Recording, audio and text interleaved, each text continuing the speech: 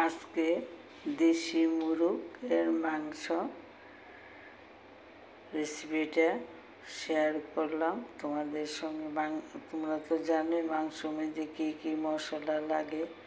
জিরা গুঁড়ো, ধনের গুঁড়ো, আদা বাটা, পেঁয়াজ বাটা, রসুন বাটা, আলু ভাজা কেটে ভালো করে দিয়ে ভাজা করে নিয়েছি। নিয়ে সব মাংসে যা যা মশলা লাগে সবগুলো টক দই দিয়ে মেখে কড়াইতে ঢেলে দিলাম।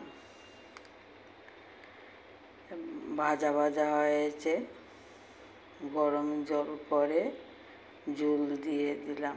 নামানোর আগে মাংসটা সিদ্ধ হয়ে গেছে, নামানোর আগে গরম মশলা আর